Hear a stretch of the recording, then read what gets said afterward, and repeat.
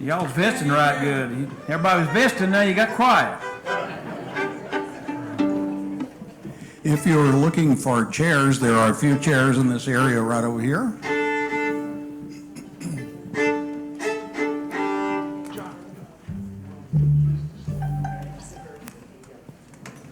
Good evening, everyone. Let's try that once more. Good evening. Hey, that's good. And this is going to be a very good evening, I promise you that, because we have a wonderful program ahead, and you are going to learn more about that from my good friend who's about to introduce this band. My name's Kurt Ellison, and I'm here with the Appalachian Studies program at the Miami University Regionals, and on behalf of this campus, we welcome you. Please take a look at your program because it tells you about 2 more programs in this series on the heritage of bluegrass music in southwestern Ohio, and I hope you'll join us for those. Now let me introduce my good friend and partner in this project, Fred Bartenstein.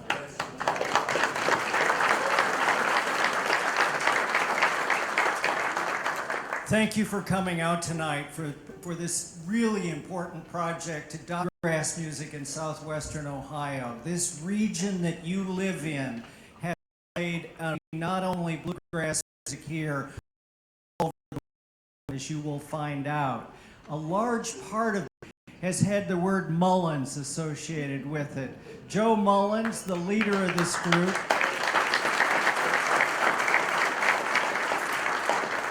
is in the middle of 3 generations that have been part of the program, part of bluegrass history. Paul moved to Middletown in 1904. We learned at dinner that Bobby Osborne and Sonny moved to Nashville. Moon got here on Monday. So it was more of, there was no connection between those events. And what the Osborne brothers had started, Mullins continued, and Joe is continue into the future. So we've got something here that will live for a very long time. The band is named the Radio Ramblers because of the role the Mullins family has played in radio, but they are far more than radio artists. They have toured nationally and internationally. They've been on regular guests at the Grand Ole Opry, the National Folk Festival, and record. The Appalachian Studies program at Miami University Regionals and the Southwestern Ohio Bluegrass Music Project are delighted to introduce to you Joe Mullins and the Radio Ramblers.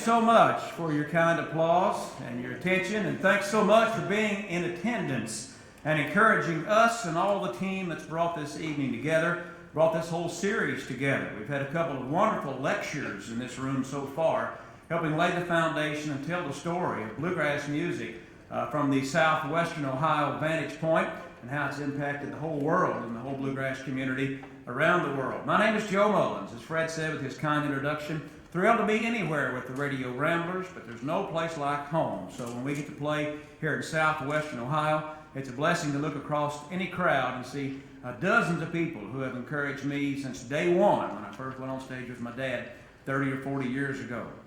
Thankful to have some very distinguished members of the bluegrass community that have gathered tonight, and thankful for our online viewing audience as well. Our presentation tonight being broadcast by the World Wide Web to bluegrass enthusiasts all around the globe. So it's great to have a central part of what's happened in bluegrass take place right here in our neighborhood, and we're going to highlight that tonight. We started off with a tune we learned from some of the most significant players in the bluegrass story for southwestern Ohio. A record by the Osborne 50s.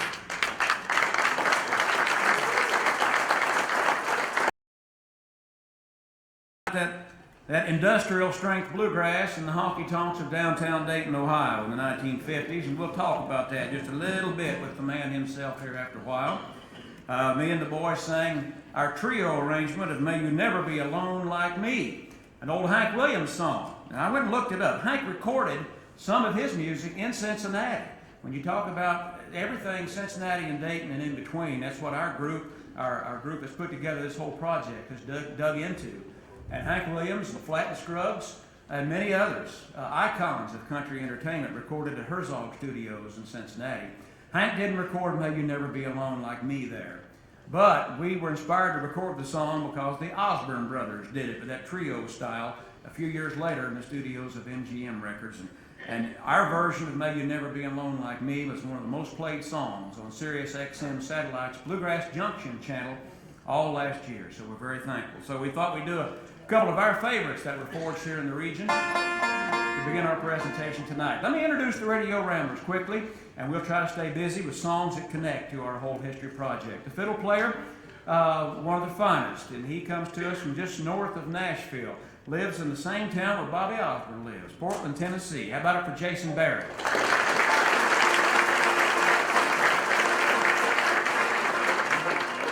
The Mandolin Man is a founding member of the Radio Ramblers. We organized the band in the spring of 2006, 11 years ago. He lives at Clay City, Kentucky, out in the heart of the bluegrass. How about it for Mike Terry with his man?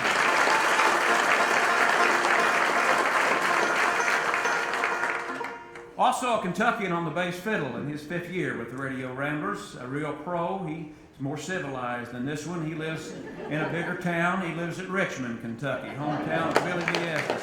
Randy Barnes, how about it for Randy?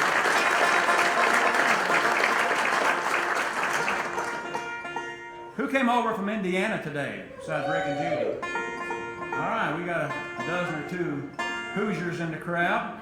And the guitar man, starting year 6 with the Radio Ramblers now. He's from Richmond, Indiana. Welcome, Dwayne Sparks, please.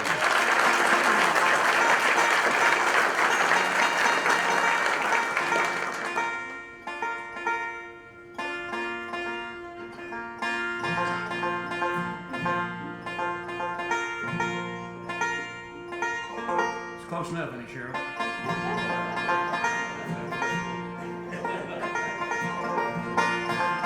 My dad said there's a lot you can do with one of these. My wife told me what I could do with this one last Saturday night.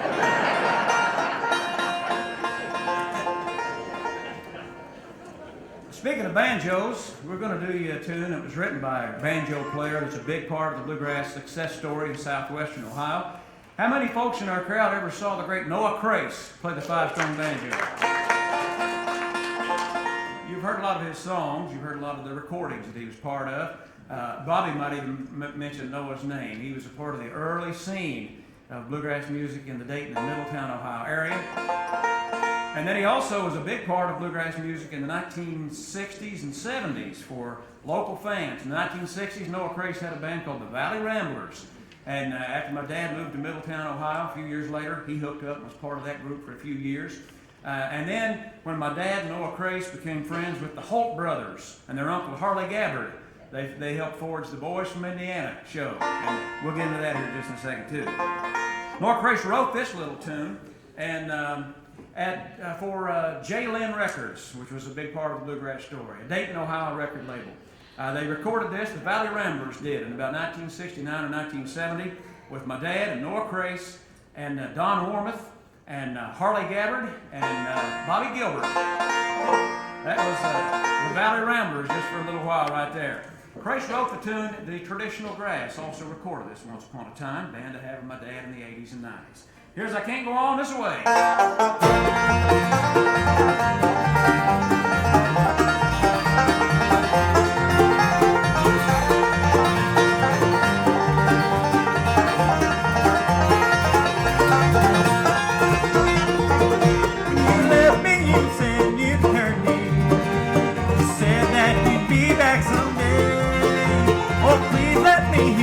Darling, I just can't go home this old way. I know you never did love me, but I thought that you would, dear, someday. Oh, please let me hear from you, darling. I just can't go home this old way.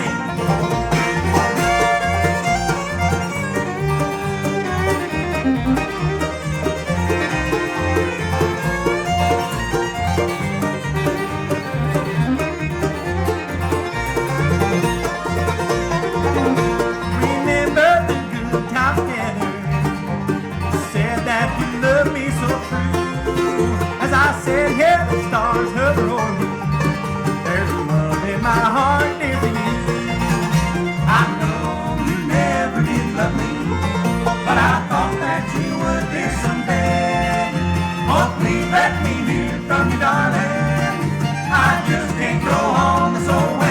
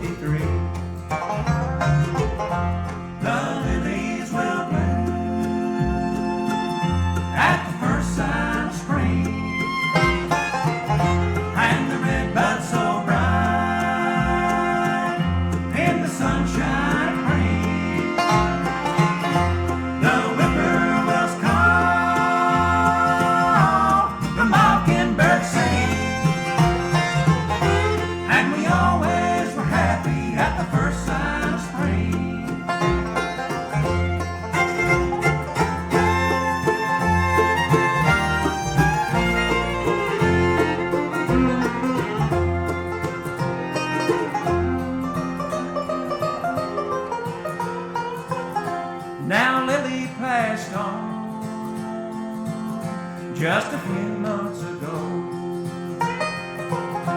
And life has been hard, for I miss her so. My body and mind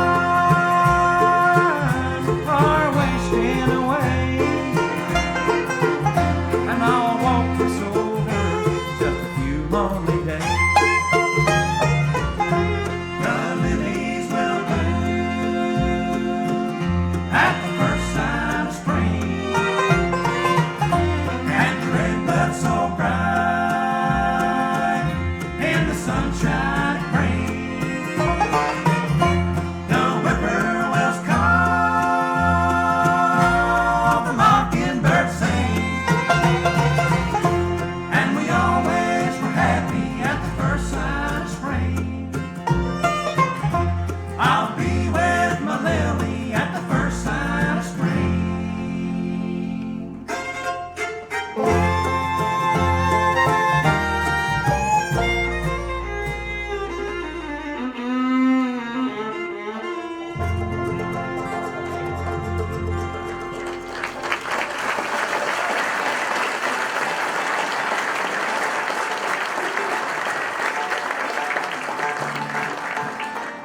I'll refer to my dad again, and as he would say, you've got to play one every now and then, sad enough to break a mule's heart.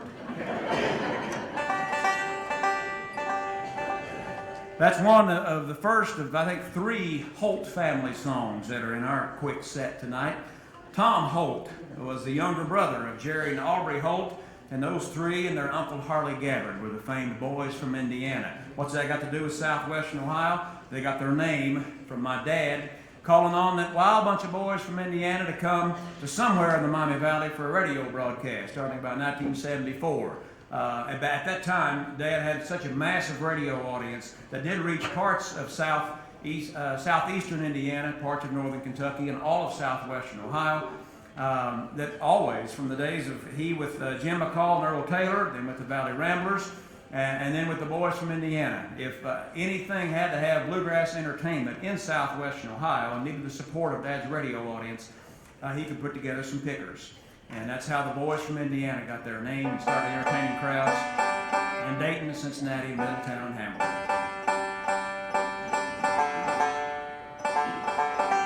It's the same way this band started as well, back in 2006, when the radio audience had a demand for a band to show up and play at some sort of a special concert at maybe a car lot or an RV store or a furniture store. We've done all those kinds of gigs. But young brother Tom Holt wrote the song called Lily. Do Your Radio Ramblers original now, and we do this and we tell a lot about Ohio bluegrass history when we're on the road, anywhere we are. I wrote this song and contributed to an album a couple of years ago. Civil War songs have been a big part of bluegrass music since the days of Lester Flatt and Earl Scruggs. When we tell the Ohio bluegrass story, Ohio does not have a big volume of history regarding the Civil War, but I was upon the Lake Erie shore a few years ago, and I saw the U.S. history marker for the Confederate cemetery that's on an island in Lake Erie. Johnson's Island is where there's a Confederate cemetery still, because at the height of the terrible war between the states, several thousand Confederate POWs were detained at a prison camp fortified by the Union on Johnson's Island. And those Southern souls still rest there on that island. We dug up all the facts and we wrote a song that tells the story. And it's hard to come up with a happy ending to a Civil War song, but we did it. So for a connection to Ohio history and Ohio bluegrass history, here's the Radio Ramblers tune called Johnson Island Prison.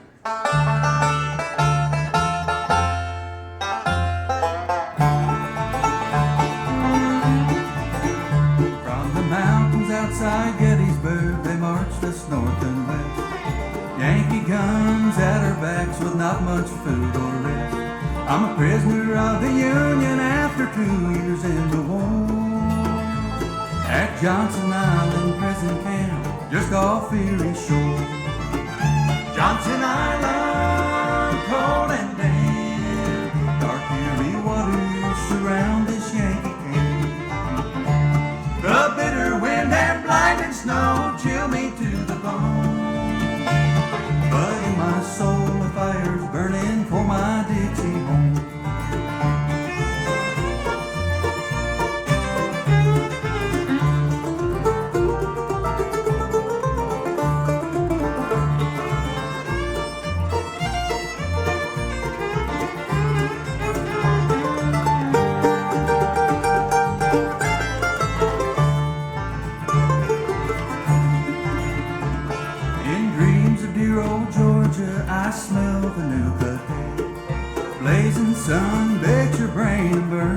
all day.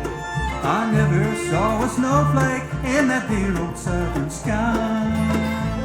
But now the gray Ohio coast is covered solid white. Johnson Island, cold and damp, dark eerie waters surround this Yankee camp.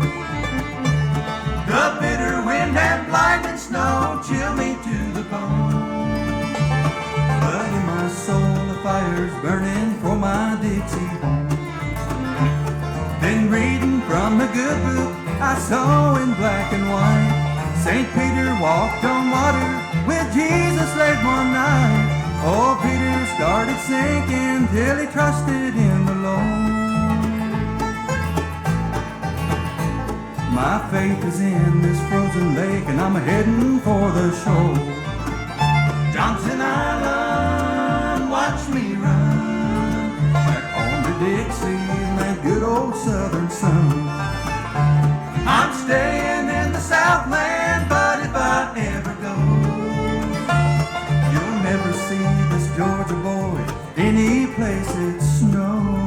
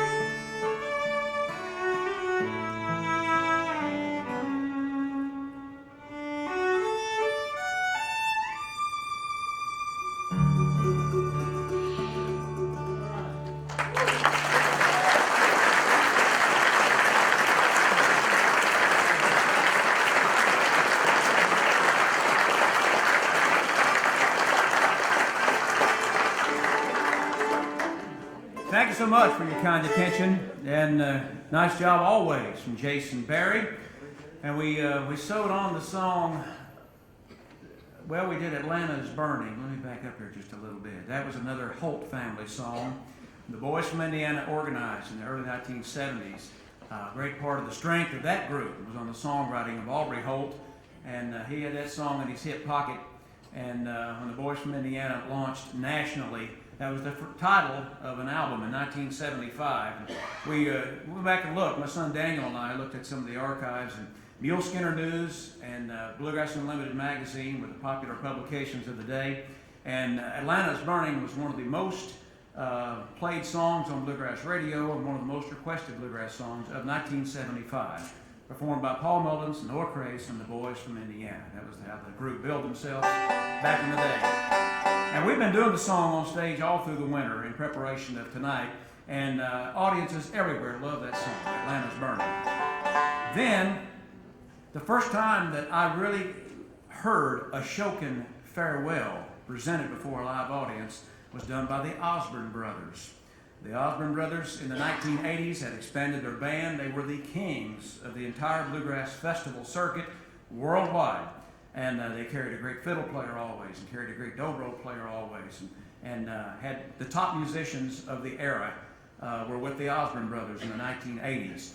And Jay Unger, a Brooklyn, New York composer, put together a Shokin farewell in the early 80s. It caught the ear of Ken Burns, the video filmmaker for PBS television, who did the documentary on the Civil War. And that melody you heard Jason play was behind over 90 scenes of that PBS television series on the Civil War. It's kind of an American anthem. It sews so well with our Civil War songs. And again, a tip of the hat to the Osborne brothers for always being innovators and performing that song with a full band instrumentally for Bluegrass Festival audiences. They were the first to do that. And I think we just heard a pretty good version. That's the same for Jason Barry.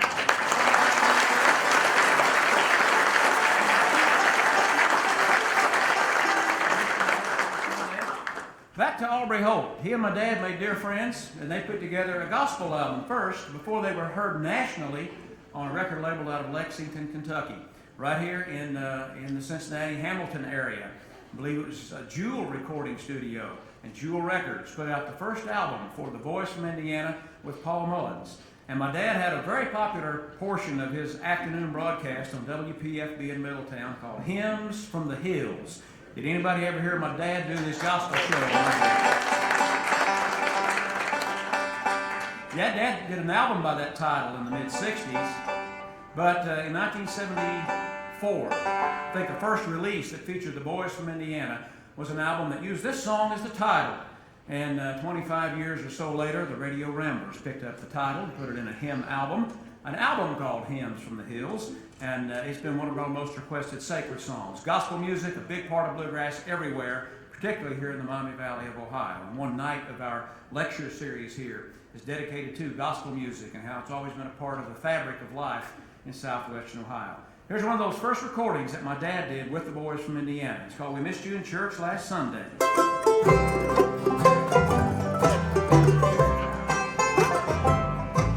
We missed you in church last Sunday, but we all said a prayer for you.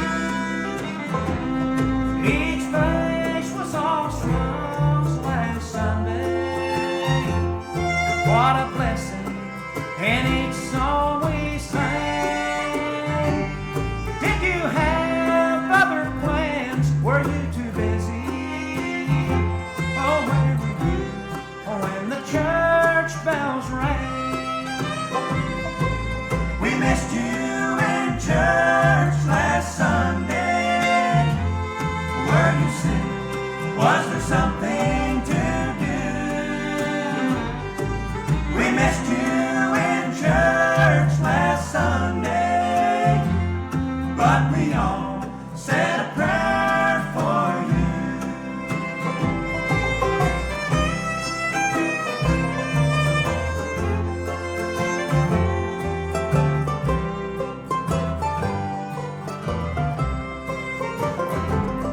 You missed a great sermon last Sunday, and best of all, a lost soul was saved. How I wish you had been in church with me, and how I hope you can be there today. We missed you in church last Sunday. Were you sick? Was there something to do? We missed you in church last Sunday, but we all said a prayer for you.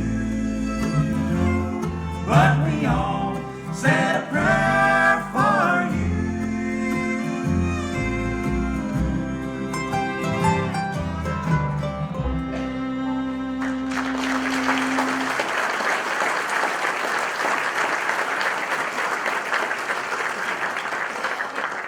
Thank you very kindly. We have just two more songs, and then we'll have a brief intermission, and then bring out a very special guest of honor for our evening.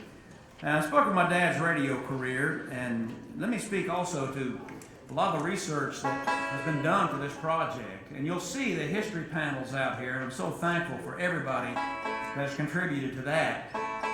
Please take a moment before you leave the building and do a review out there. There's a real education on the wall. 8 panels telling the story of bluegrass music in southwestern Ohio. It starts with the Appalachian migration. And if you haven't been here before and you don't know what I'm talking about, in the post-World War II era particularly, thousands and tens of thousands of families had to leave the mountains of Kentucky, Tennessee, and Virginia, and West Virginia, come to the industrialized areas of Cincinnati and Hamilton and Middletown and Dayton and Springfield, and even all the way to Detroit and Chicago and Baltimore to find employment.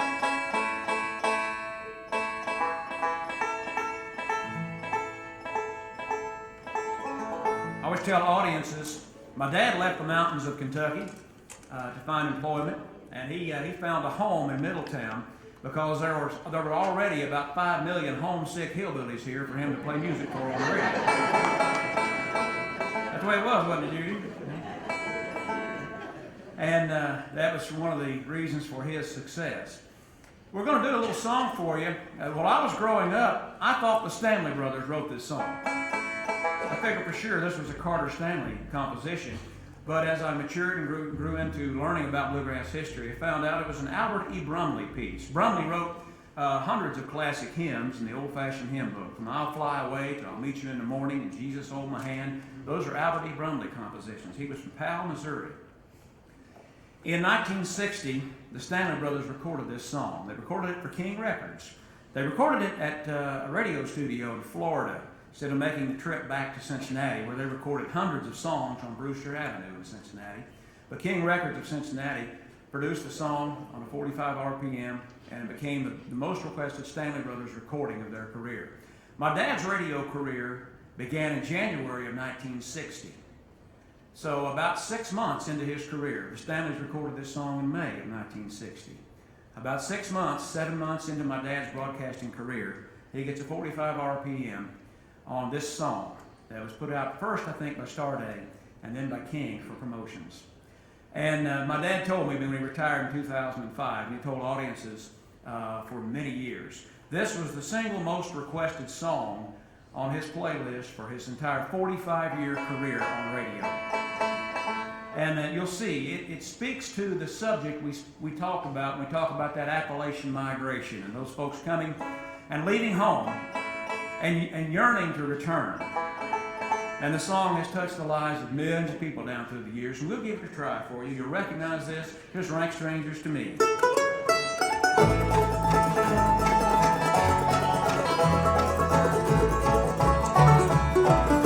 I wandered again to my home in the mountains, where in youth's early dawn I was happy and free. I looked for my friends,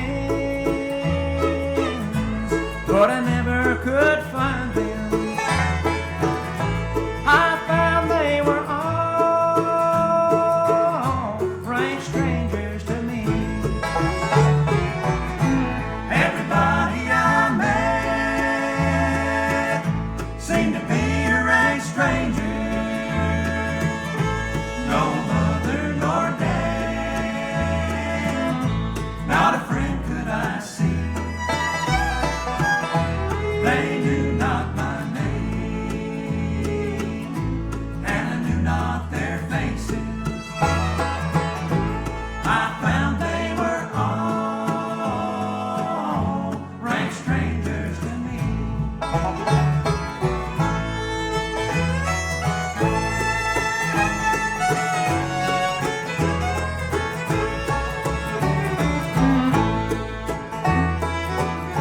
I searched every face for a sign of a loved one, and I asked everyone where the old folks could be. I went down the road to inquire of some neighbors, but found they were all rank strangers to me. They've all moved away, said the voice of a stranger, to a beautiful home by the bright crystal sea. Some beautiful day I'll meet them in heaven, where no one will be a stranger to me. Everybody I met seemed to be a rank stranger. No mother nor dad, not a friend could I see.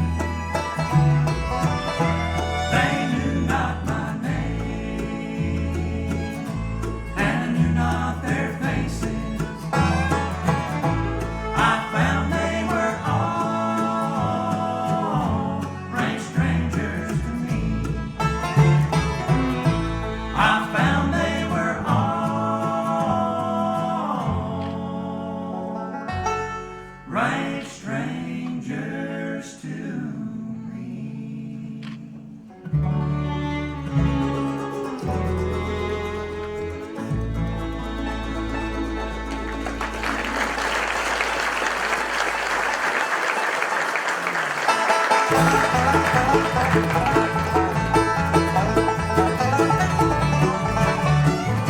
down the mountain, Katy Davy. Gone down the mountain, Katy. Can't you hear us calling Katy Davy? We want to drink your Mountain Dew. With her old man, she came from Tipperary in the pioneering days of 42. Her old man was shot in Tombstone City for the making of his good old Mountain Dew. Come down the mountain, Katy Davy. Come down the mountain, Katy. Can't you hear us calling Katy Davy? We want to drink your Mountain Dew.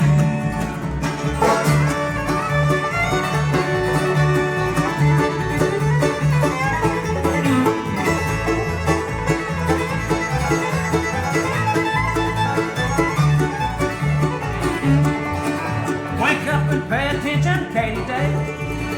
I am the judge that's gonna sentence you. Now all the boys in court have drunk your whiskey, and to tell the truth, I drank a little too. Come down the mountain, Katy Davy. Come down the mountain, Katy. Can't you hear us calling Katy Davy? We want to drink your good Mountain Dew.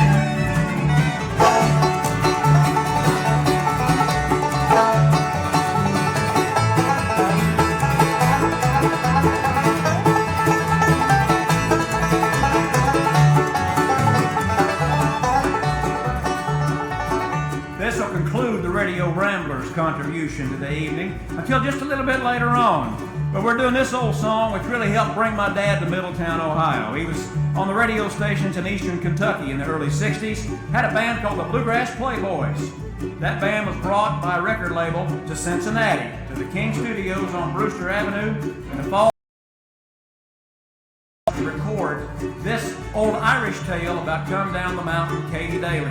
Became a jukebox hit, put him on tour all over the country with that band, and then 2 years later he wound up in Middletown, Ohio on the radio in 1964. Told Bobby Osborne, we were talking at supper time, Bobby first sang on the radio in Middletown, Ohio in the late 1940s. That struck the match for bluegrass history in our part of the world. My dad got here in 64 and poured the gas on it, I believe. My dad's friend Ralph Stanley picked this song up about 10 years later and made her a jam session favorite. We'll bring old Katy down the mountain one more time. And so to jail it took poor Katy Davy, but very soon the gates were open wide. An angel came for poor old Katy Davy and took her far across the great divide. Come down the mountain, Katy Davy. Come down the mountain, Katy. She'll never more be coming down the mountain, and never more will drink her Mountain Dew.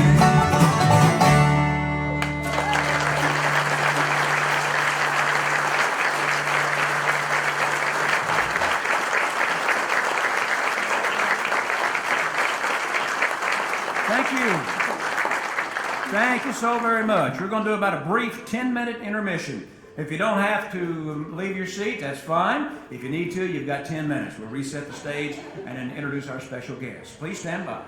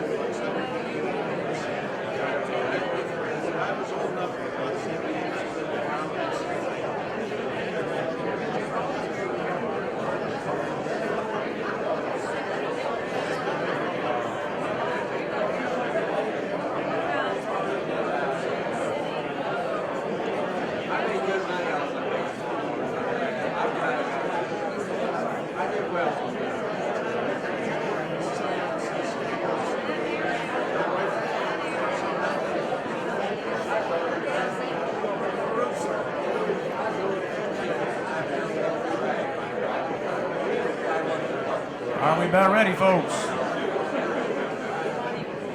We're just about ready, everybody. If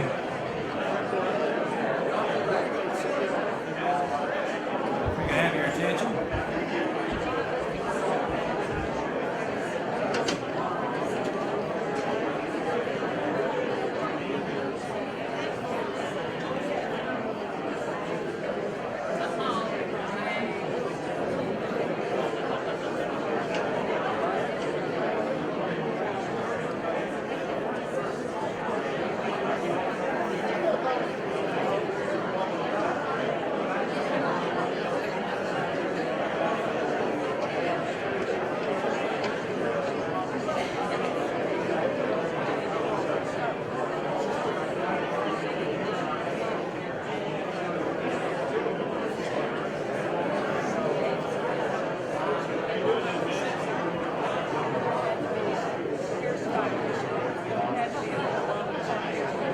Are we ready to go, folks? Let me have your attention, please. We're going to get started because we got a lot of ground to cover. We're going to get started here. Before we bring out our guest of honor this evening, give him a perfect introduction, let you know what you're going to enjoy this evening. I intend for Bobby and I to sit down center stage and talk about the beginnings of his career, which happened just up the street here in Dayton, Ohio. We'll chronicle what he and his brother accomplished and how all that got done. And again, that was kind of the spark that put bluegrass on the map, not only here but around the world. But Bobby Osborne is not finished yet. Bobby's proud of his age. He is 85 years young. Bobby was born the 7th of December, 1931. It's always a memorable date in all American history. Tragic day in 1941, but in 1931, Bobby Osborne was born. And at 85 years old, I think it's absolutely super cool that Bobby Osborne has a brand new CD. And it's one of his best in all his 70 years of singing. And it's exclusively on sale right now at the Grand Ole Opry gift shop and at Opry.com on the World Wide Web. It releases worldwide, I think, about the 1st of June. We've got the new single from the CD we're playing on radio already, and there's a video. How cool is that? I was in Nashville about 2 months ago, and I called Bobby and got his voicemail. I said, "Hey, Bob, I'm in town today. I'm going to buy your lunch." He called me back in about an hour and a half, and he said, "Hey, I can't make it. I'm on my way downtown. We're cutting a video for my new record." And how cool can you be at age 85? Let me show you how cool this guy is. And I know he'll speak fondly of Allison Brown, who is the proprietor and record producer for Compass Records in Nashville. She brought in the A-team of Nashville players who were all chomping at the bit to record with the great Bobby Osborne. Here's the new video release, a song recorded first in 1968 by the Bee Gees. Soon to be a new hit for Grand Ole Opry legend and Bluegrass Hall of Fame member Bobby Osborne. Watch and enjoy.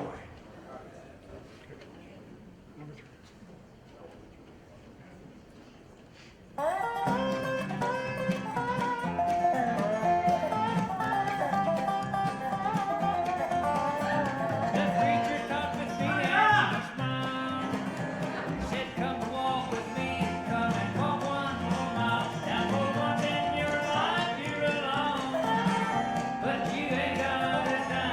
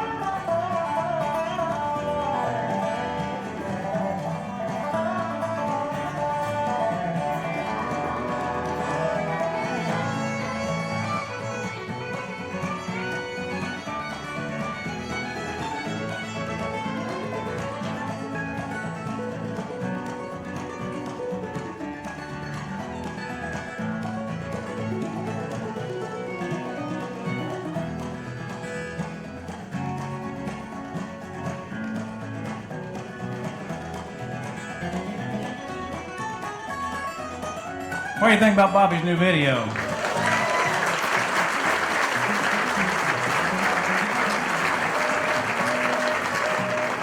Absolutely super cool. Always has been, always will be. This time I want to bring out a very special guest. Thankfully, a dear family friend for so many years. But a fellow that's not only inspired me, but there are thousands of people around the world right now that enjoy our kind of music because of his voice and his innovation and his tenacity. And he's going to tell us kind of how it all got started right here in our very neighborhood. We want to bring out a very distinguished member of the Bluegrass Hall of Fame. Soon to be the Country Music Hall of Fame, without a doubt. And also one of the founding fathers of bluegrass music right here in our neighborhood. Would you please rise and let's have a standing ovation for the great Bobby Osborne.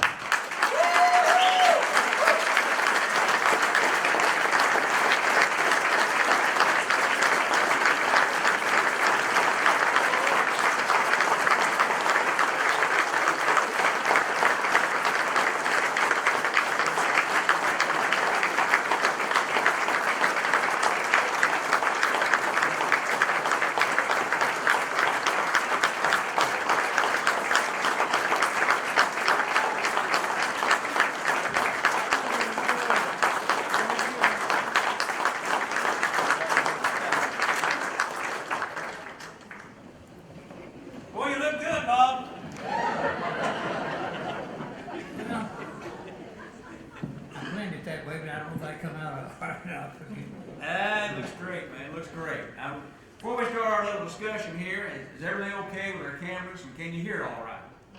Yeah. All right, we're good. Huh? Could be a little louder. A little louder. A little louder, John, please. Yeah, we'll get right in here. Make sure everybody can hear what this man's got to say, because he's got a lot to say, and he said it was one of the best tenor voices in all of America for many, many years now, for sure. Bobby, I want you to tell me what life was like in Thousand Sticks, Kentucky, about 1939-40. Son, it was R-O-U-G-H, brother. I was so young, really, I didn't know really what was bad, what was good back then. And I was there until I was about 7 or 8 years old when my dad moved away. And so, not until I got much older that I realized how tough it was for people on Thousand Sticks. And not only that part of Kentucky, Tennessee, West Virginia, Carolinas, it was rough about every place it was back in those days. There was no transportation much, and no roads to drive on. It did have transportation, so a lot of places were just as bad as it was there in Leslie County, hiding in Bull Creek. I never could figure out why they called it Bull Creek and Thousand Sticks both, But Thousand Sticks is on the map, but I guess there was a creek that ran all the way, it ran everywhere down there. They just called it Bull Creek, so either one fits, Rough country, wasn't it? It was no. I never seen a car or anything until I was about close to 10 years old.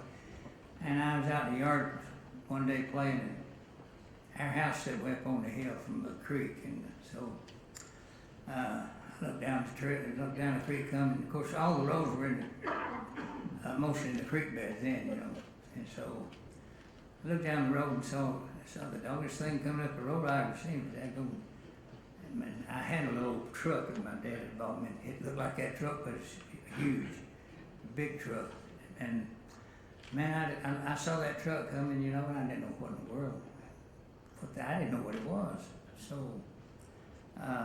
he went on up the creek and come back with a load of logs after a while.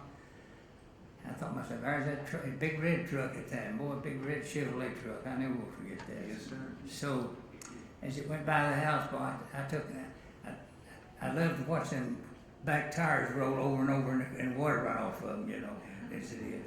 I followed that truck a mile or two down the road. Didn't see stuff like that every day, did you? No, I never did see that. I saw it then, but that's the only time I ever seen that. But that was the first vehicle that I ever seen. rough stuff from 1006 Kentucky. You told me you went with your dad. He had a wagon and a team of mules and went to the store and every place else he had to go. Yeah, 1006 is 4 miles across the hill to Hyden, and just a wagon road was all there was there. You couldn't get a car over through there, or a truck or nothing like that. And my granddad had a store there at 1006. If it hadn't been for that store, a lot of people would have probably starved to death, because they depended on dry goods, canned goods, and meal flour and things like that. My dad could haul back from Hyden, no refrigeration. You couldn't. Well, it's unheard of to hear about ice or anything like that. So, but it kept a lot of people from starving to death, and people, it's what you raised in the summertime is how you lived in the wintertime. Yeah. So there was your daddy, Robert Osborne. He had Louise and you and Sonny. right. And with no electricity, no running water, and he wanted to find a better life for his family, didn't he? He did, and I tell you, there's a man that lived over there. His name was Keen Sizemore. He had heard about work in Dayton, Ohio, and Cincinnati, and Michigan places. He'd heard about that, and he went to Ohio. He went to Dayton, Ohio, and he found work there. And he come back. He told everybody up and down the creek. He said, if you want to go, if you want to work. He said, there's work in Ohio. He said, you can go there. My dad borrowed $50 and took off for Dayton, Ohio. And so the first place he came to was National Cash Register. And it was one of the biggest plants, I guess, back in companies that made cash registers back in the days. And he stopped there and he filled out an application, I assume, and he put him to work. And in about, 8 weeks or something like that, when he got the money, he come back and got the rest of us. And we moved to Dayton, Ohio. Yeah. And so that was, my life, sure, it changed then. Changed dramatically. We were visiting the other day, and you said that was probably about 1942. You said you thought you was around 10 years old. And, well, let's just start connecting the dots now just a little bit. A few years later, after you and Louise and Sonny started singing around there a little bit, you told me you had very little exposure to music, but said you did get to hear the Grand Ole Opry. And I know Ernest Tubb was a big influence on you. Yeah, I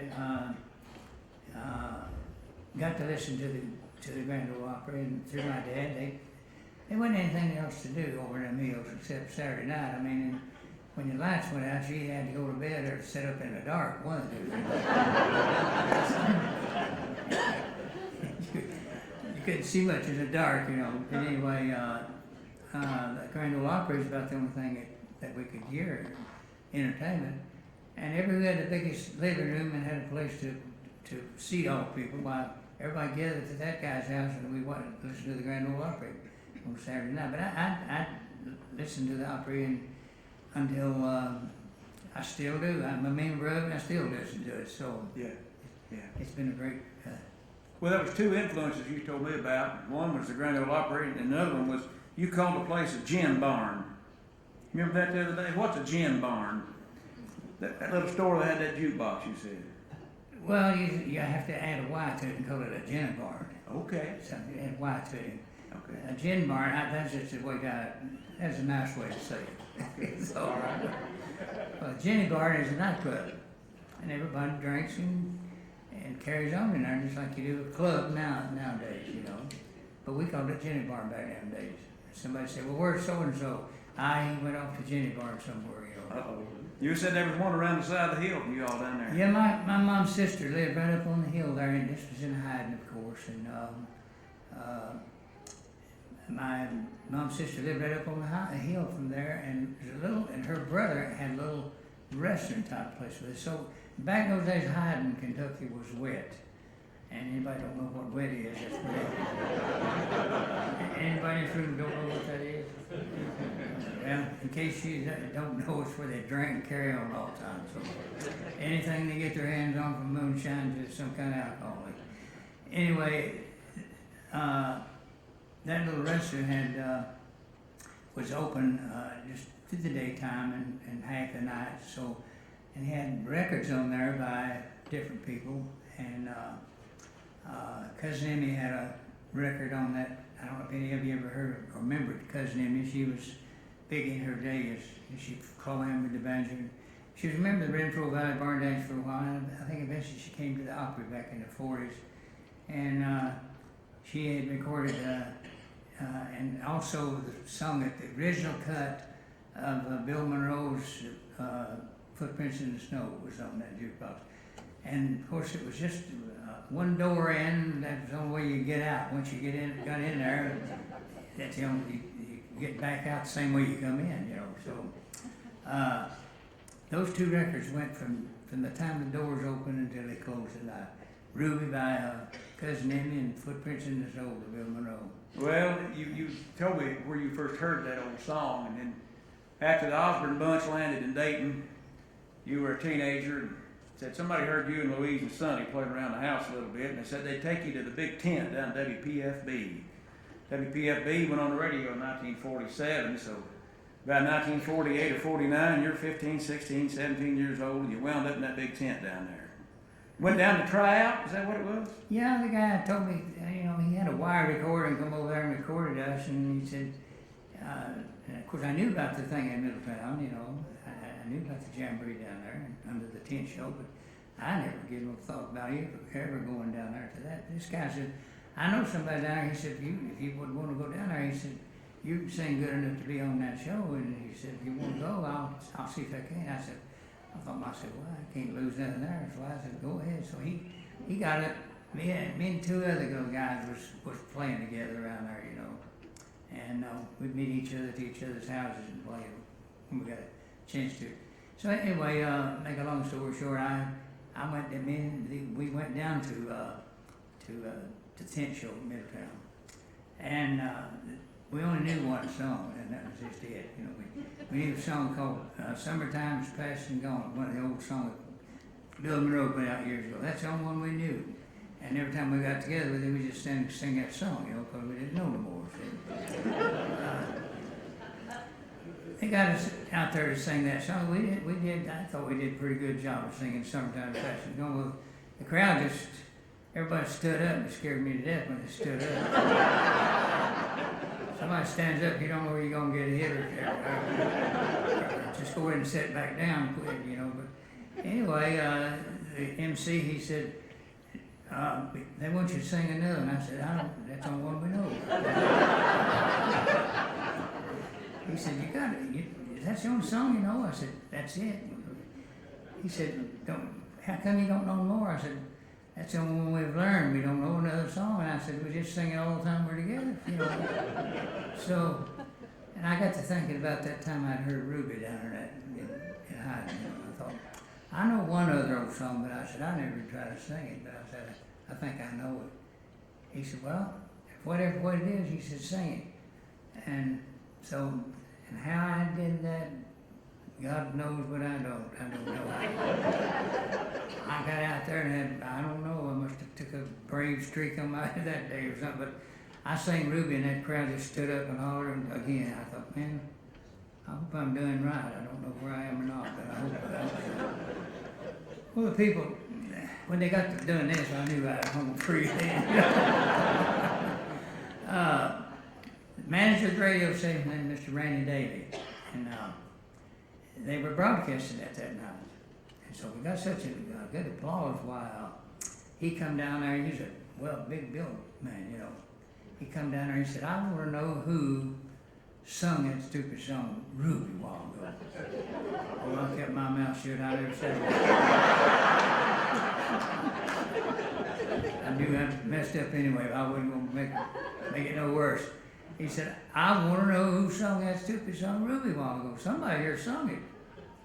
And he said, ain't nobody going to say nothing. I just stood right there, man. I thought, and finally he said, well, everybody who sung it, get out there and sing it again.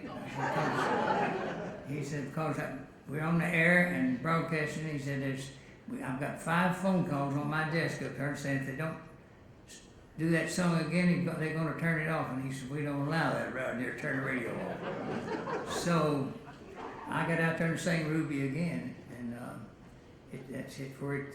They paid me $4 for singing Ruby that night.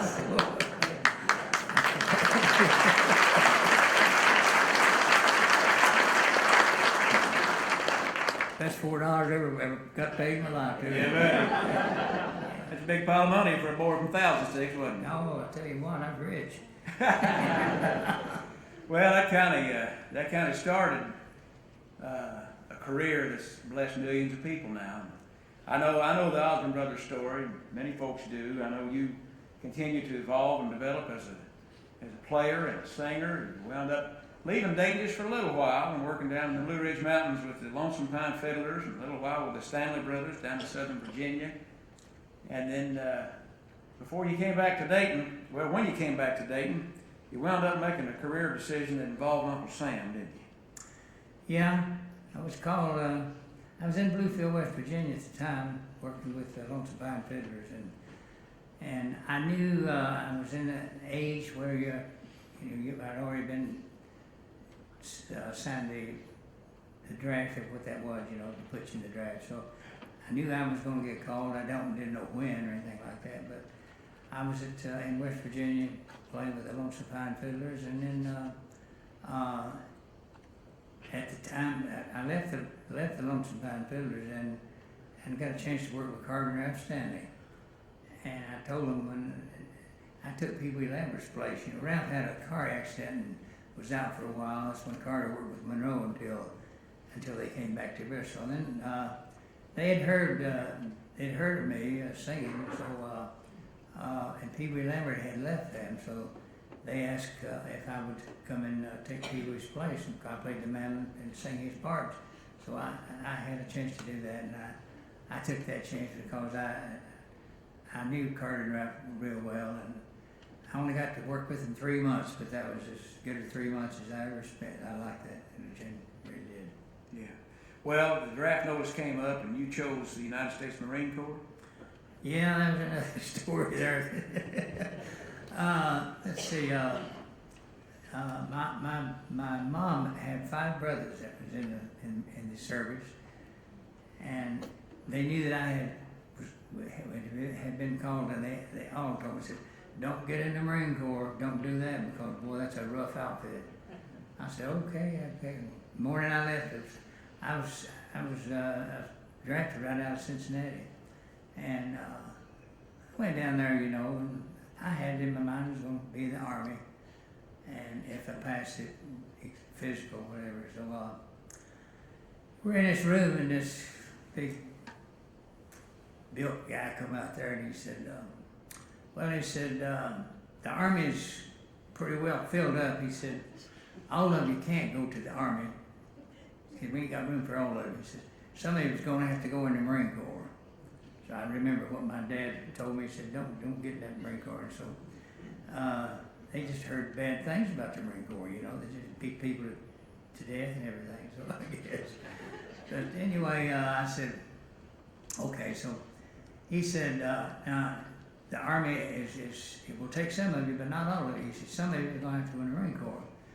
So he said, now you can go in the Army, and you'll be sent to Fort Meade, Maryland. It's in wintertime, but November, the month of November. He said, you can take the Army, and you'll go to Fort Meade, Maryland, and freeze your can off up there. Or you can take the Marine Corps and go to good old sunny California. I thought, I'm going to go to sunny California.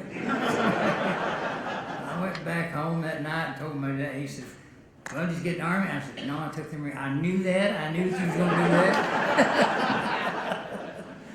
But anyway. Well, Bobby has had a very distinguished career as a United States Marine.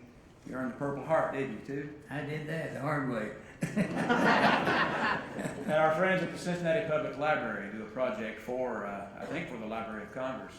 Bobby's service to our country as a U.S. Marine was documented earlier today for video archives. How about that?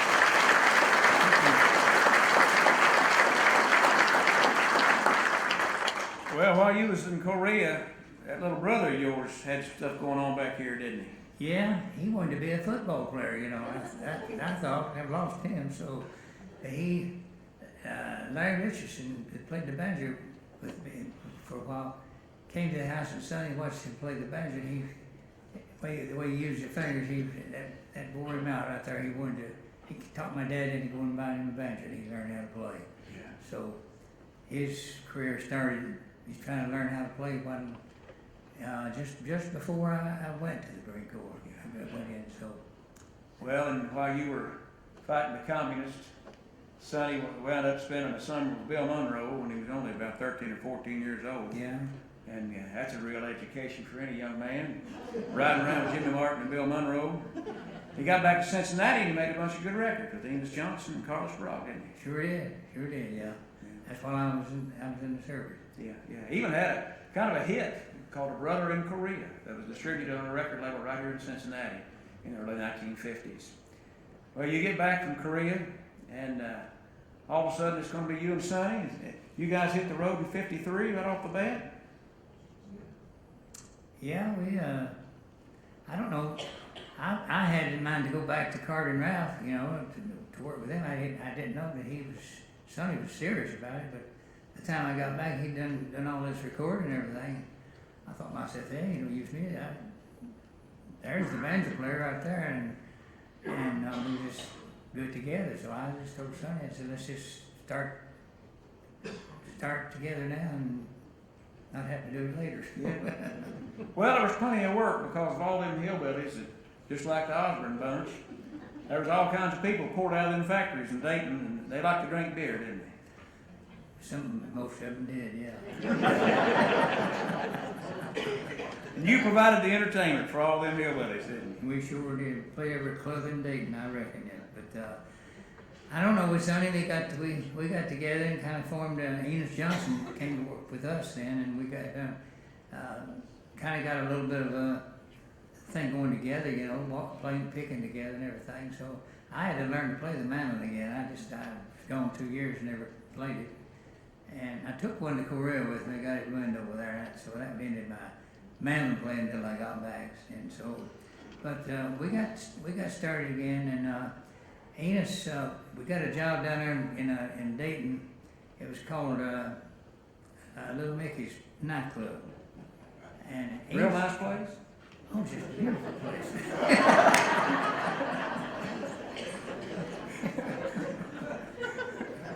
Yeah. Oh, there's a million things I can tell you about that place. Anyway, Enos Johnson, we played one night in there, and Enos Johnson, he says, boys, he said, I've got to go. Enos was from East Tennessee. He says, I've got to go home. I just can't. I don't want to play around where they're drinking alcohol. And I said, well, Enos, let them go ahead and drink. We're gonna do the picking for them. He said, I just don't want to be around where it's at. Well, we lost him right there. He left. So we was looking for a third guy to sing with us. So.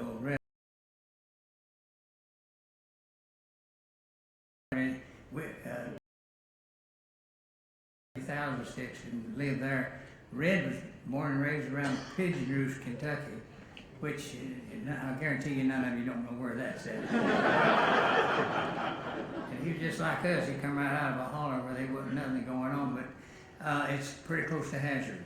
So we were come to find out why Red and us were just from 25 or 30 miles apart.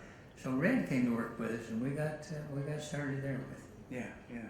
You told me one time there were so many those beer joints throughout all the Dayton neighborhoods that you and Sonny had a job for a while playing on one side of the street, and Red and Frank Wakefield had a job on the other side of the street, didn't you? Huh? Yeah, Red played at the. I don't remember that place, but he had Noah Crash playing banjo with him, and Frank Wakefield playing mandolin, and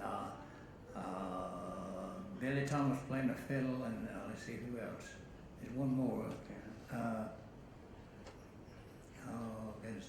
Anyway, they all, every one of them had something wrong with him. The boy played the fiddle. He's got a limp, and I've got a limp now at walking, but he limped a little bit.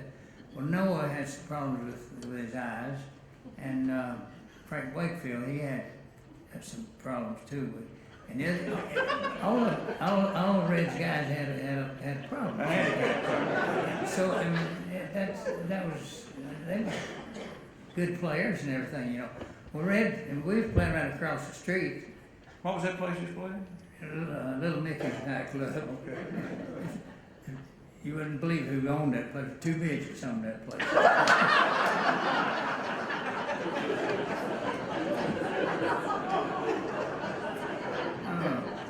I'm afraid I'm getting so deep I can't get out of this.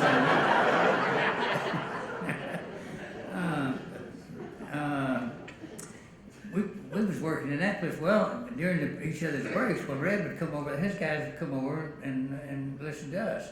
Well, when we got a break, we'd go over and listen to them, you know, just across the street. And Red was over there with us one night.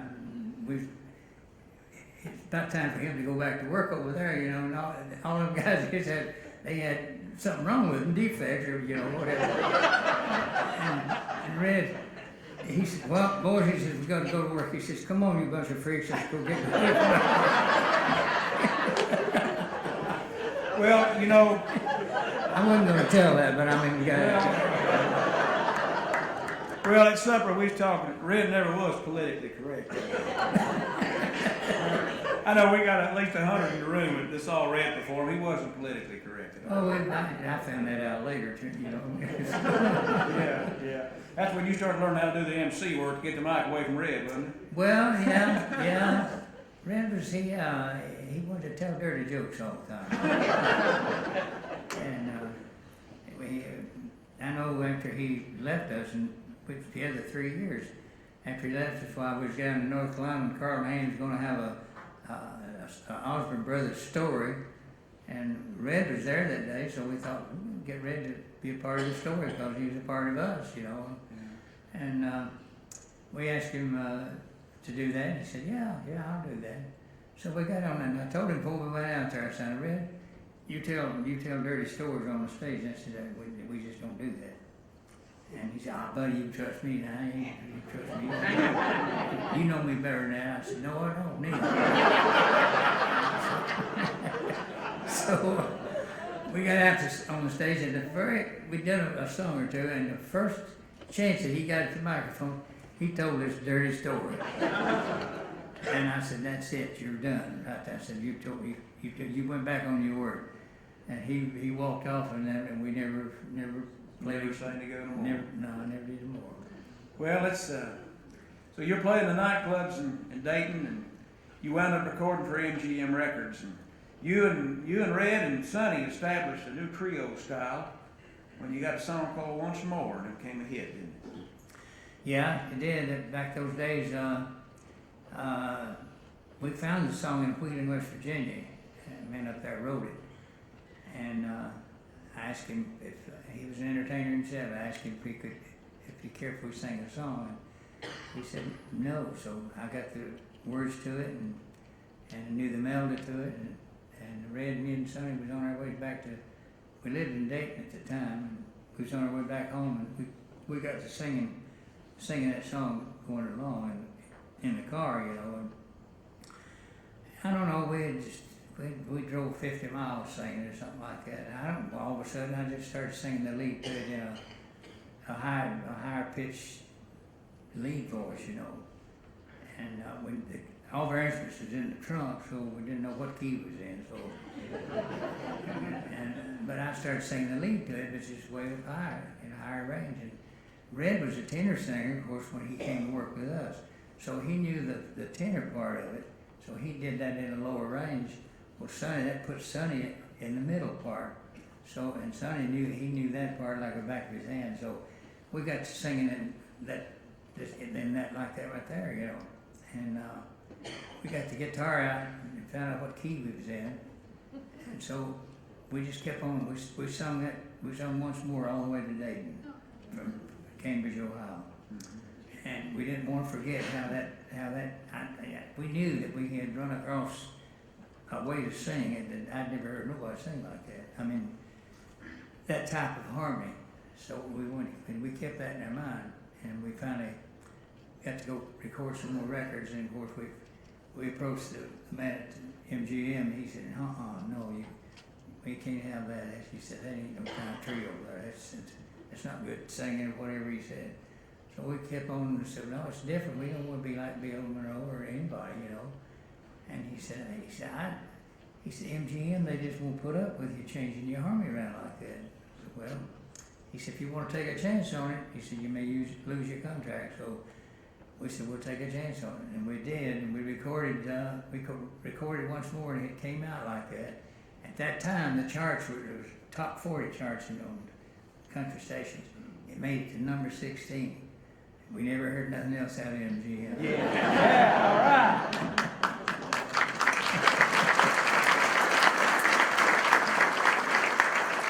Well, you told me you and Sonny and Red were established enough to have that MGM contract. And I think when you first went down there to record, they wanted you to record Ruby for the first time. You've recorded it 3 times in your career. Yeah, they used to DJ at WONE in Dayton. Tommy Sutton was his name. And we got a Red knew Tommy somewhere or another, so we got acquainted with Tommy. Went over to his house.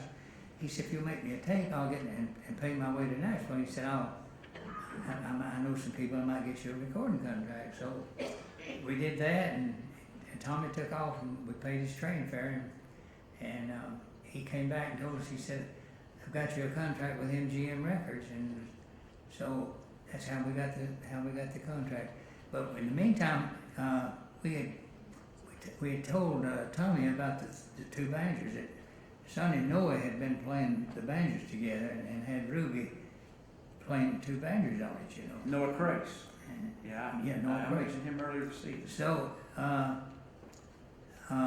Tommy he told Wesley Rose of MGM Records, he told him they've got 2 banjos they're going to play in harmony, you know. So he said that I'd like to have that.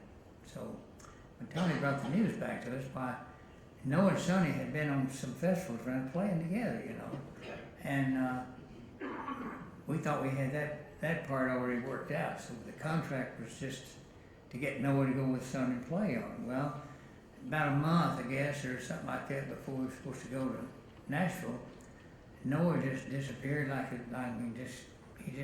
he completely vanished. We couldn't find him anywhere. So we just looked and looked and looked, and he just wasn't to be found. So there wasn't nobody around this area that played the banjo. Noah and Sonny about the only 2 around, you know.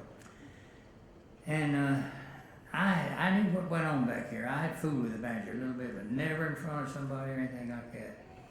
So Sonny said, well, we got to have that contract. He said, here's your set of picks, and I've got a banjo. Take that banjo. And he said, you've got to learn how to play Ruby in about a month. So I got to work on it, and I learned. He showed me what to play, how to play it and everything. And in a month we went to Nashville, just me and him. And so I don't know, Faith was with us. We got down there, and the guy said, only hear the 2 banjos. That's the first one he wanted to hear. So and Red, he was with us then. We went, so, and about that line, I got that box that stood on it where the banjo would be up close. Well, he had to do it so the banjo would be up real close to the mic, you know. Of course, Sonny could just stand up. Him and Red both about the same height. So we played Ruby, and he was sitting in that control room. Well, I was listening for him to come out there and start pulling his hair in a minute, you know.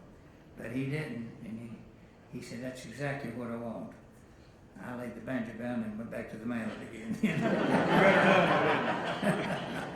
You got her done. That was the first recording of Ruby, and went on, as we all know, to be one of the biggest hits in bluegrass music. Let me ask you this. You guys are working for MGM Records. You're playing beer joints in Dayton, and you're members of the Wheeling Jamboree. But was you getting rich? There's 2 ways to put that, I guess.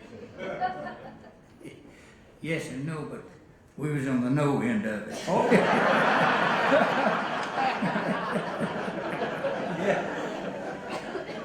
I tell you what, we had a lot of fun, but we didn't make much money. We had a lot of fun though. Well, I tell you what I want to say right now, and I know these people here share the same sentiment. Thank you for your perseverance.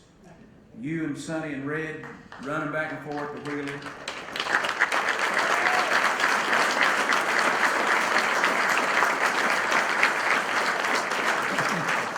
You know, that first night you sang Ruby, you made $4. You didn't know that there would be a lot of nights you wasn't gonna make that much, was it? Yeah, afraid so. I'll tell you one other thing about Ruby. I've sung it so many places in so many situations and everything. And I never realized how important the song was and to so many people. And I don't ever do a show. There's 2 songs that I don't ever do a show. I don't care where it's at. Do Ruby and Rocky Top. So Ruby's just been a standard, and every time I go anywhere, somebody said, "I want you to sing Ruby." Yeah. And if it ain't that, it's Rocky Top. So Ruby's just been a standard song that I learned from Cousin Emmy years ago. That perseverance we was talking about, things were not absolutely on the upside for the Osborne brothers. Red had left the group, and you and Sonny persevered with other fellows playing the guitar and singing with you. But MGM wasn't getting it done. They were not getting your music heard where it needed to be heard. And by the early 1960s, you had to work some day jobs to be able to keep your music career going, didn't you? Yeah. I drove a yellow cab in Dayton for about three years. I liked that as good as any job I ever had, too. You're your own boss, driving a cab, you're your own boss, you do what you want to. All the cab companies, they just wanted that car on the street. Yeah. But, you know, you could work, you could get out and work, and you could make a living, that's what I did. Yeah. Well, driving a cab ain't as much fun as being a Grand Ole Opry star, is it? Well, it's good when you put the 2 of them together, though.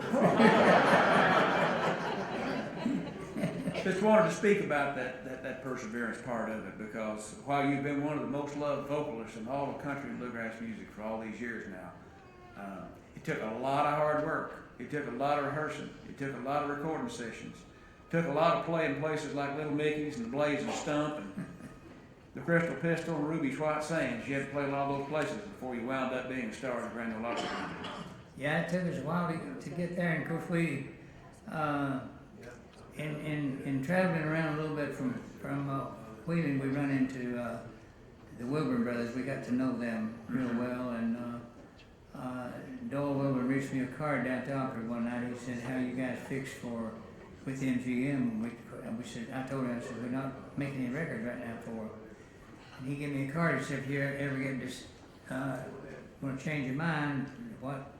Call me." So I helped that. I put that card in my billfold and kept it for probably 6 months. And me and Sonny was checked in. Benny Birchfield was with us then. We checked in we was playing a club for a week up in Wilmington, Delaware. And we checked into a little motel up there, and we was trying to decide whether to quit or keep going on, because we just in a straight line going across. We weren't going down or up either one. So when I looked in my billfold, I found that card, and I said, "Here's a card Doyle Wilbur gave me 6 months ago," and it was at the Opry. It was a guest at the Opry. And Sonny, it was 9 or 10 o'clock at night. Sonny called that number, and Doyle answered the phone. He told him our situation. He says, it was on a Wednesday night. He said, give me a week. He says, "Call me next Wednesday, and I'll see what I can do." So the next Wednesday, we was in Columbus, Ohio, playing another club there. And within that week's time, Doyle got us another shot at the Grand Ole Opry. And Ralph Emery had a TV show, early morning TV show. He got us that while we was there. And we made some of these big records at Air Force, at the Air Force, you know. And we did that while we was down there. So he got all that done in a week's time, plus the contract with Decca Records.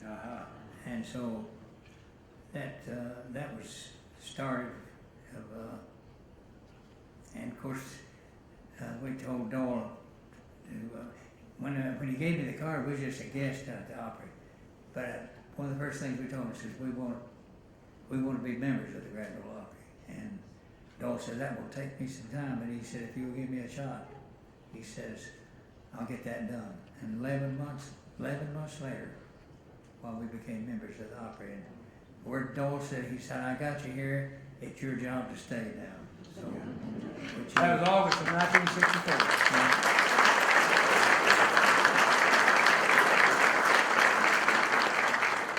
Well, it started right here in Dayton, Ohio, wound up in Nashville, Tennessee as Opry members in August of 1964.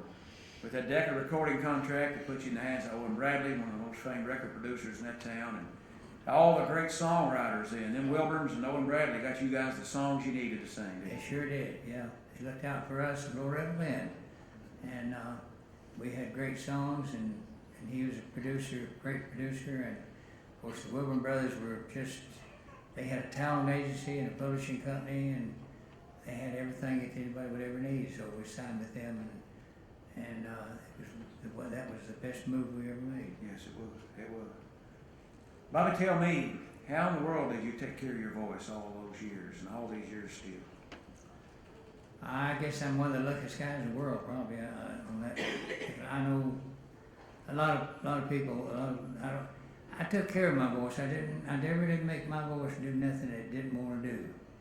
If it didn't want to go up to a certain note, I didn't make it go up there. I developed that falsetto, and I'd use that instead of my straight voice.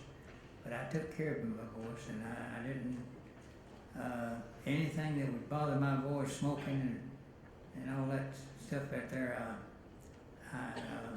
I've heard people that did smoke all their life, their voice got away from them, after a while. And smoking is, there's a lot of people was smoking back then, and still a lot of smokes now, but smoke gets in your lungs, it shortens your breath. So I just took care of my voice the best that I could, and I've had laryngitis before. I lost my voice once and thought I'd never get it back, but it was laryngitis, and it took me about a month to get it back. But come back, I was singing the low part when I come back, but I kept working with it, and came back where it's. But I'm really fortunate. I know I've got a new CD out that I'm so proud of. That it's the best singing I've done in the last 10 years, I think. And the songs, I mentioned Owen Bradley is a great producer. Well, Allison Brown, she's I don't know if any of you, I know you probably heard some of her playing. She plays the banjo, and she plays the guitar also. And her and her husband Gary have a recording company in Nashville, Compass Records. And it took me a couple of years to get her to do a project for me, and she finally decided she would do that. And I just told her, I said, I'm really at your mercy. I haven't recorded anything in about 6 years, and I may never record again. She said, you shouldn't say that. I said, well, and I tried about 4 different labels, and they wasn't interested, So, but she was, and I gave her, I said, you got to pick the songs, you pick the people you want to use on it. And I said, I'd like to use my band. And she says, I'll let you use your own band for 2 tracks. And she says, nowadays we don't go 12 tracks anymore. We don't get paid for 10 of them, so that's all we do anymore. So she says, I'll let you have 2 tracks for your band. And she says, I'll do the other 8. And if that suits you, we'll go to work. I said, it suits me fine. It's a great record. We saw the video a while ago, and we're going to close here just in a minute with another song from that. But my friend Fred Bartenstein reminded me, we was talking about those lean years after Red left and you and Sonny before you got to the Opry. You guys made history in 1960. The first time there was a bluegrass band on the stage at a college campus. It was right here in southwestern Ohio. I only live about 5 miles from the campus of Antioch College in Yellow Springs, Ohio. We were talking about that. There's a picture on our display out here, you and Sonny on stage at Antioch College in 1960. And you told me you didn't know exactly what was going to happen that night, did you? Well, back then, But I thought, I finished the 10th grade and didn't want to do that, you know. I wanted to do what I'm doing now. I never had no time to go to school. I didn't want to go. But I did finish the 10th grade. I'm glad. I wish I went further, but that's another story. So, but what was that? Get me Talk back about on the track. college. Yeah. Playing at the college. Back then, those days, you know, when I thought of college, that was uptown people. I mean, you know, people that I call it dressed nice all the time, you know, but surely not people like us, you know. And we went to that college, and you know, Neil Rosenberg was a part of that, of course. Fred, you know, and we thought going to a college, you know, you want to sing the country songs that Ray Price and people like that did, you know, that'd be good enough, you know. We did about 4 or 5 of them country songs, and the kids, and there's all young kids. I couldn't figure that out. I mean, there wasn't no older people there, just college kids. If it was at a college, so you'd.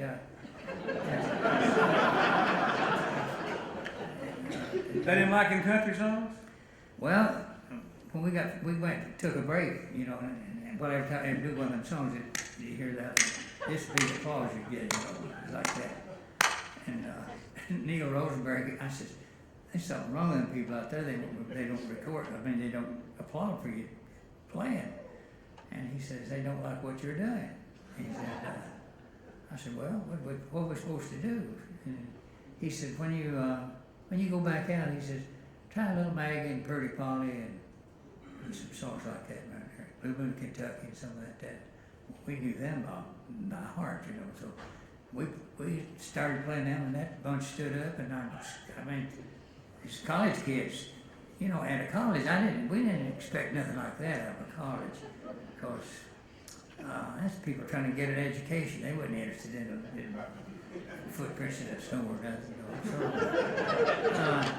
So, but we found out right there that those kids were really into bluegrass music, you know. Yeah. So that was a first for us, and we just happened to be Antioch College in Antioch, Ohio, and of course, bluegrass then through the college circuit. It spread just like wildfire. I mean, I never seen anything to beat that in my life. And Flat and Scruggs got to play in the colleges in Monroe, but we did, and of course, we played them all the time then. Yeah. And everywhere we went, people, the college kids, and we played NYU, right on the campus, right in the middle of New York City, and them kids had a big playground. I mean, a huge place for, I don't know, classes or whatever they did there, you know. But all these college kids they gathered on that acre of ground there, it's right at the college, and every one of them is all playing mandolin and guitars and fiddles, and I thought, man, I ain't never seen nothing like that in my life, you know. But we learned right there that bluegrass went to town. Yeah. Well, you guys did a song about '62 called "Bluegrass Music's Really Gone to Town." Well, that's a true song. It did. It started right here in our neighborhood in southwestern Ohio, and Sure did. many firsts for this man.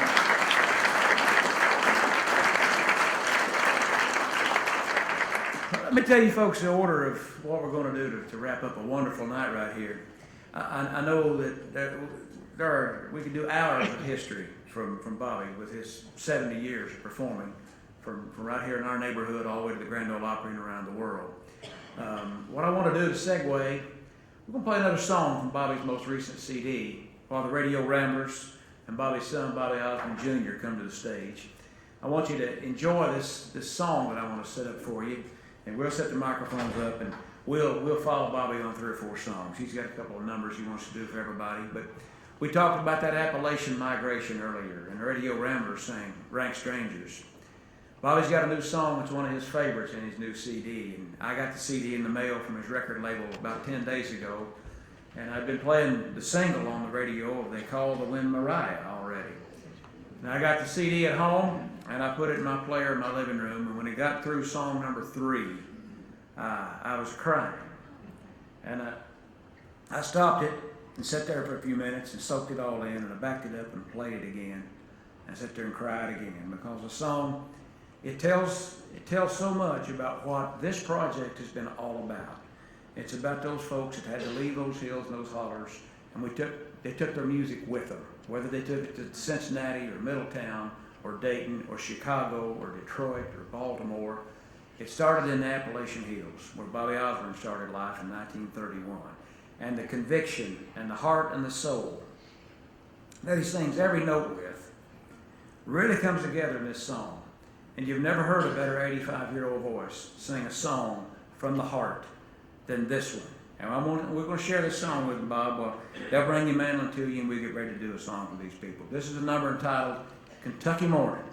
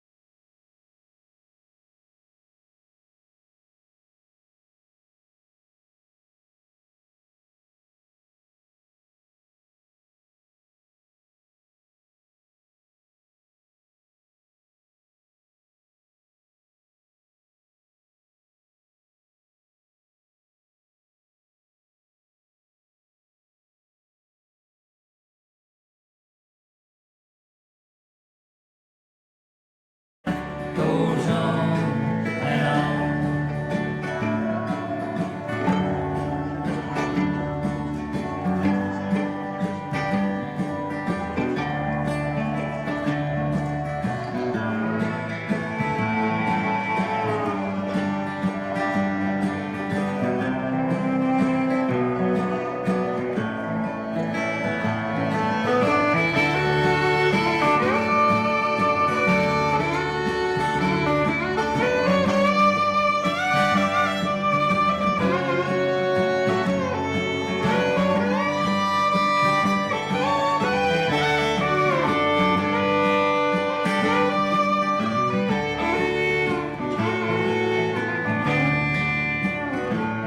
I took the train out of Corbin, headed up north to visit a brother of mine.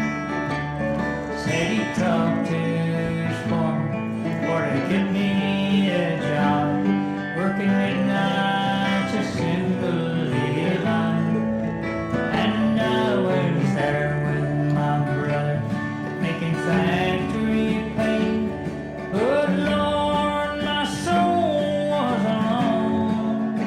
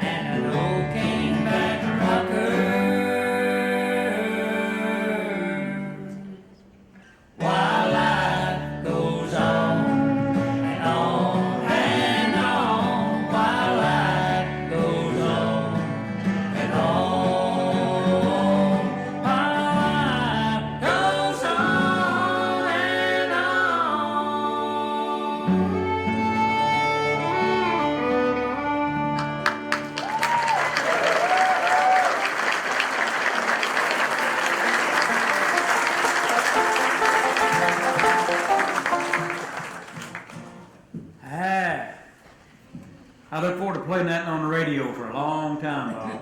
Sound that strong right there. And you know, my dad played more of your records on the radio probably anybody ever drew a breath. You know that, don't you? He sure did. He sure did. We're going to do a couple of tunes, and I'll make this announcement as well. We just barely scratched the surface, just hitting some of the high spots of Bobby's contributions to bluegrass here in our neighborhood and around the world. We're going to do just a few numbers, and the Radio Ramblers, we're not the Rocky Top Express. We're not as rehearsed to do Bobby's entire set list, but we've got 4 or 5 favorites picked out. And when we finish up, there'll be a brief reception out in the foyer area. And Bobby and I will be available here to answer some questions. We know folks might have questions that they want to ask. And also the Radio Ramblers and Bobby's family will have his new CD for sale and our recordings for sale out in the lobby as well. Just want to let you know that. Would you like to hear Bobby Osborne sing a song or two? Would you also make welcome Bobby Osborne Jr., please?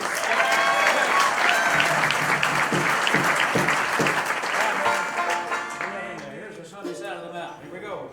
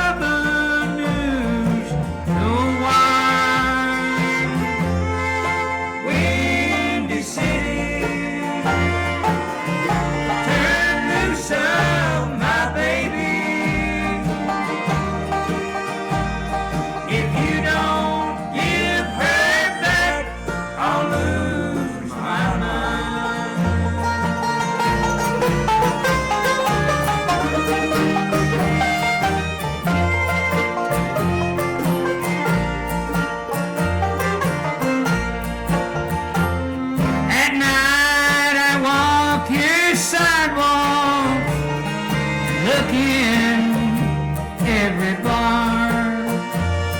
I love her even though she's gone too far.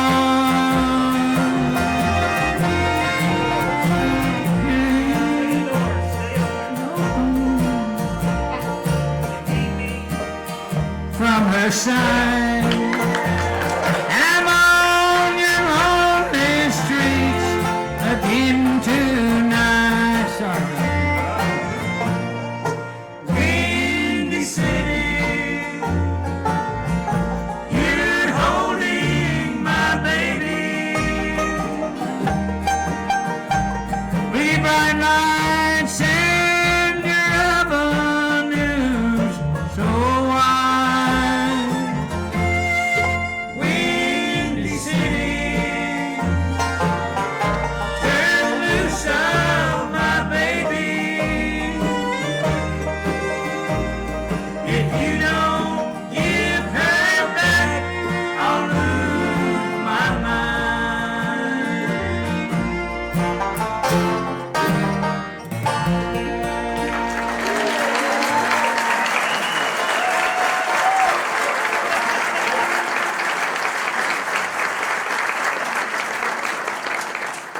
That's pretty bad. I helped write that and then turn around and forget the words to it. Roll it.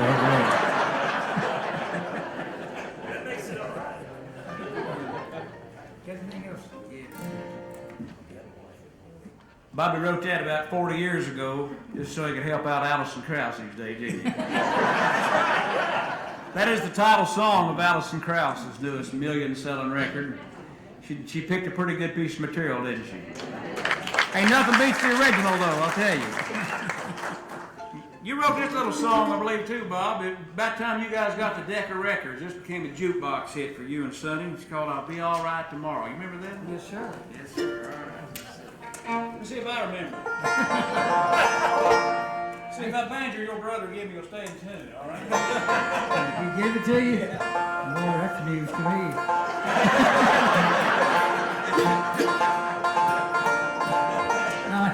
He does do some good things every once in a while. That's all right.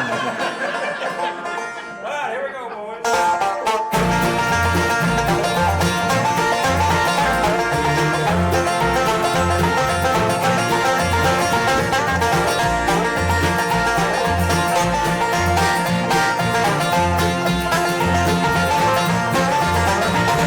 I may be a little bit tired tonight, but I'll be all right tomorrow.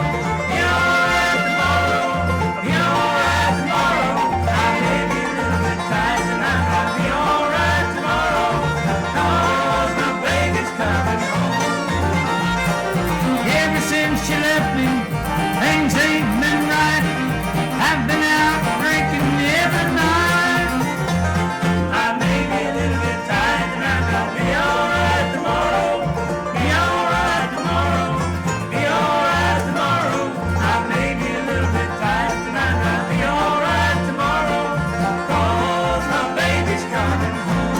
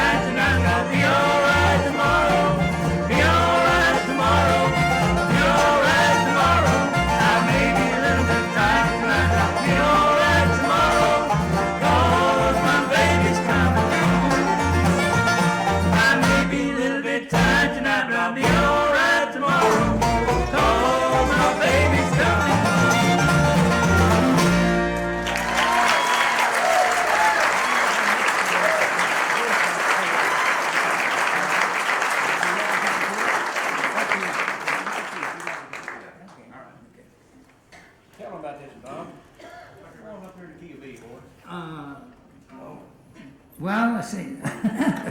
Let's see. This song here is, you know, it's to a lot of people, when we first recorded it, my brother and me, and a lot of people say, well, it's just a plain old bluegrass song, and I guess it was to a lot of people.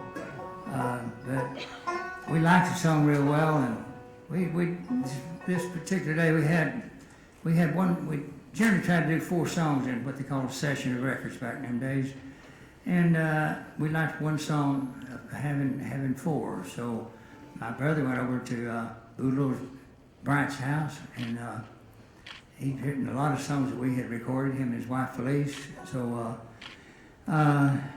he had half of this song finished, and Sonny called me and he said, "Why don't you come over and look at this song?" Said, we might be able to do this one.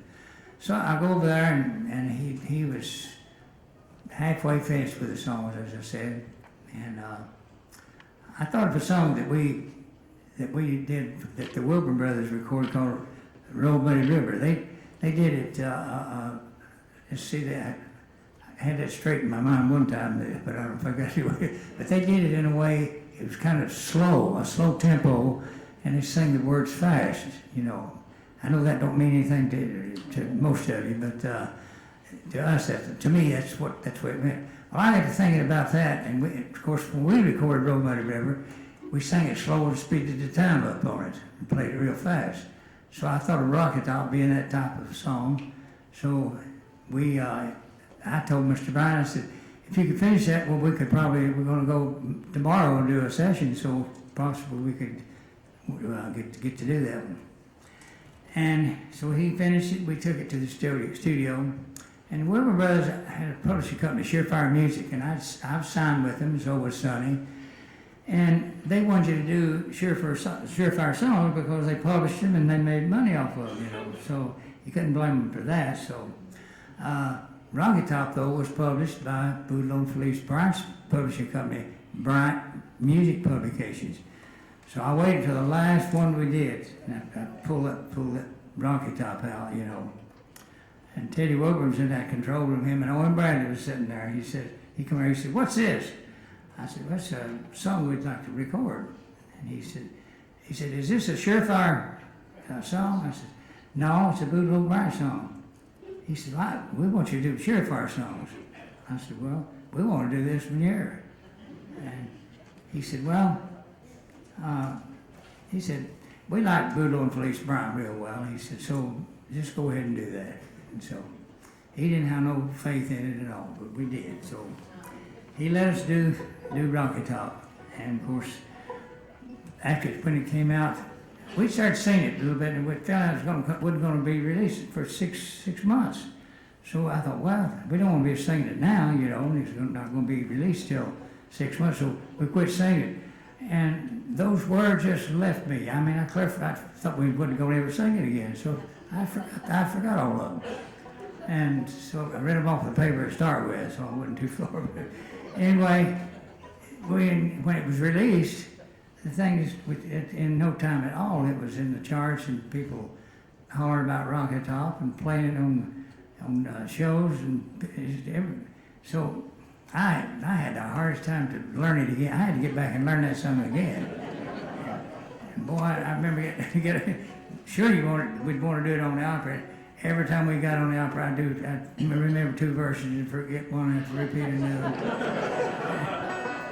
It's funny. Bill Anderson come in, he said, "When are you going to learn that song there?"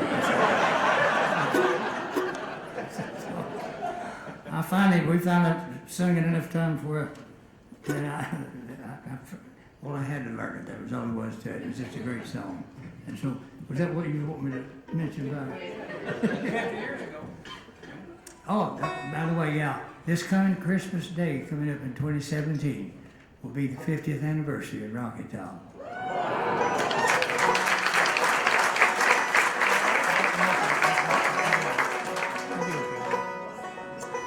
Okay, we'll kind of close with this if you don't mind. So we always get requests for it everywhere that we go, and so I don't care when we do the Opry, and we got 2 songs. One of them's going to be something else, and the other's gonna be Rocky Top. If we've got one song to do on that show, it's gonna be Rocky Top. And so, but I've asked the people, the crowd, the audience, I said, is anybody in here that don't know hadn't heard Rocky Top? Ain't nobody said a word, you know.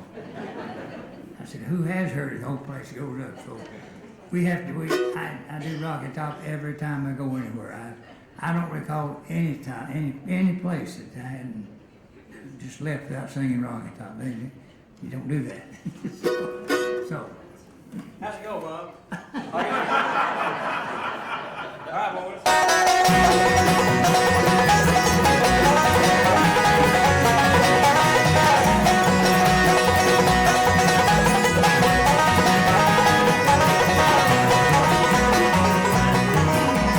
We said I was on a Rocky Top down in the Tennessee hills. Ain't no smoggy smoke on Rocky Top, ain't no telephone bill. Once I had a girl on Rocky Top, half by the other half cat. White or mean but sweet as soda pop, I still dream about that.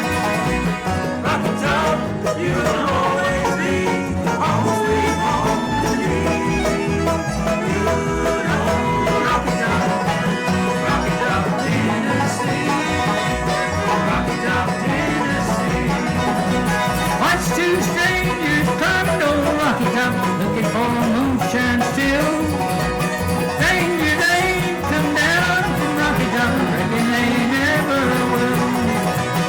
Cold won't growing on Rocky Top, hurts to Rocky by far. That's why all the folks on Rocky Top get their corn from the jar. Rocky Top, you'll always be home sweet home to me. Good old Rocky Top, Tennessee. Rocky Top, Tennessee.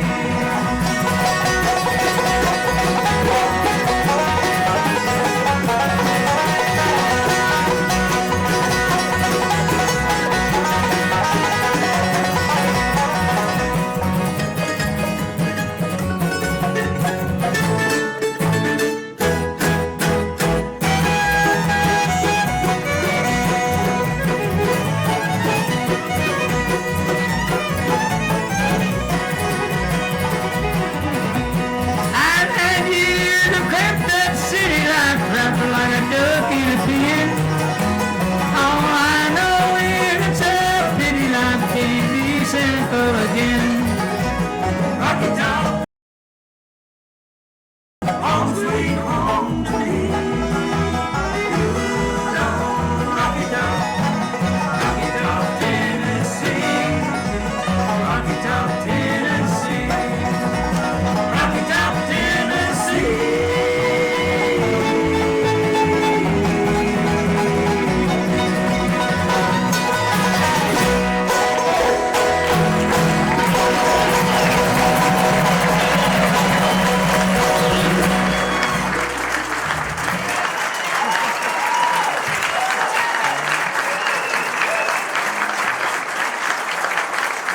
Bobby Osborne, ladies and gentlemen.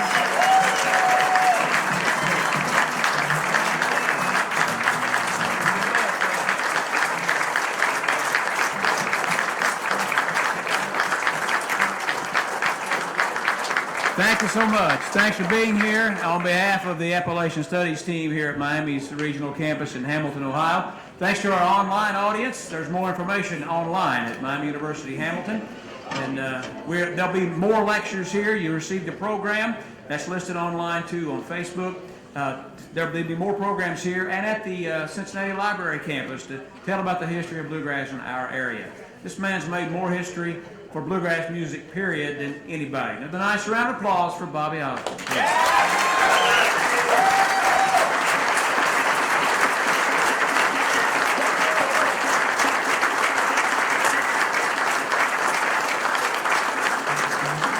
Bobby and I will be available for a few minutes down front for questions if you have something specific. then we'll be out in the lobby, and I know Bobby will be very generous with autographs and his new CDs for sale. The Radio Ramblers are headed out that way too with our recordings as well. Thank you so much to all that made this come together. God bless you and good night.